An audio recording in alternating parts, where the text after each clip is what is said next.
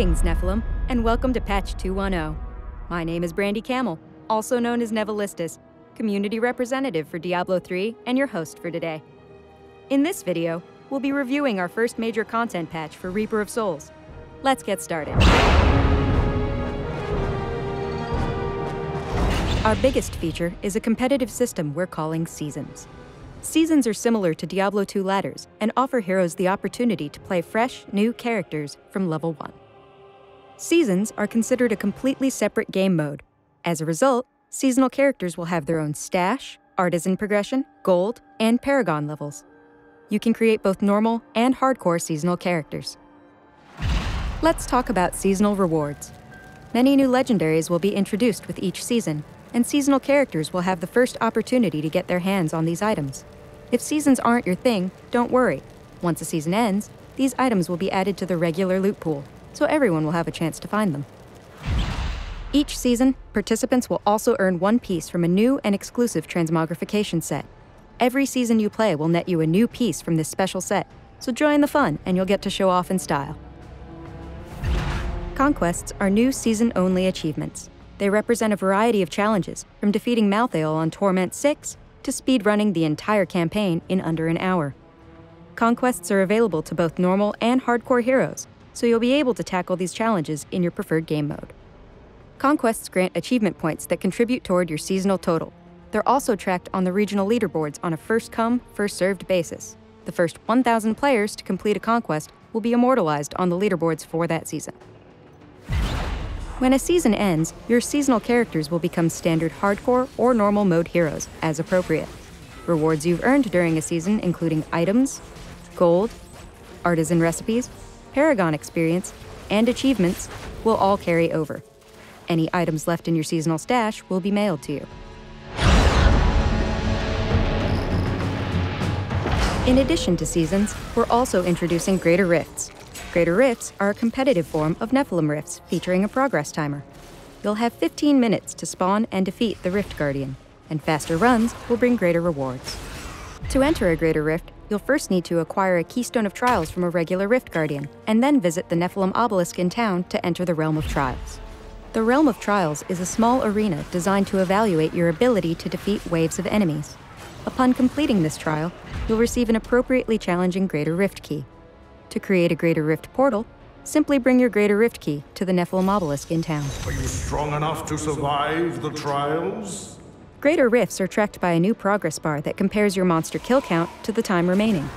Monsters grant progress based on their health and level of difficulty, so tackling those elite and champion packs will have a greater payoff than your average minion. Note that monsters in Greater Rifts don't drop loot, and the rewards for the entire Greater Rift will instead drop off the Rift Guardian at the end. Greater Rifts are much more challenging and should be played strategically. When playing in Greater Rifts, please keep the following rules in mind. Some resurrection and teleport functions have been disabled. In addition, you will be unable to swap gear or skills while in a Greater Rift, so be sure to plan accordingly.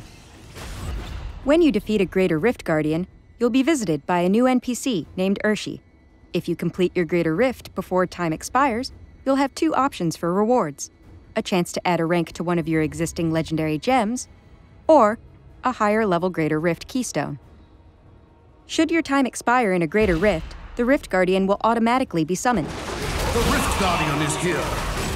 While you won't be able to continue your Greater Rift journey after the Guardian has been defeated, you'll still have the chance to upgrade one of your legendary gems, potentially adding multiple ranks at higher Greater Rift levels. Aim high, and you'll be greatly rewarded for your efforts.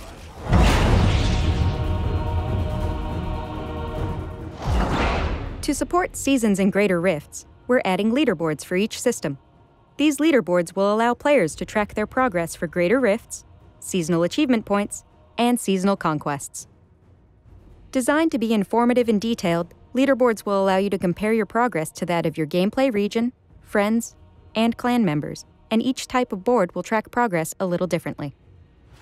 Greater Rift leaderboards will display rankings for both hardcore and normal heroes, as well as seasonal and non-seasonal heroes. In addition, you'll be able to sort them by group composition, including solo play for each class, 2-player, 3-player, and 4-player groups.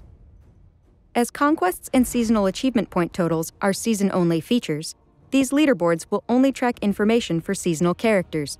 Conquests and achievement points are account-wide, so while some challenges may require playing in a particular mode, there's no need to sort normal and hardcore information separately.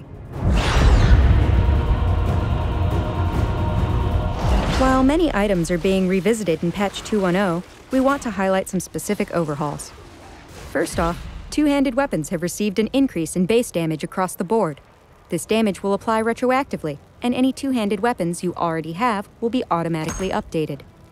We've also added unique powers to several existing legendary items. Existing versions of these legendaries will not be retrofitted with these new abilities, so you shouldn't feel the need to hang on to them.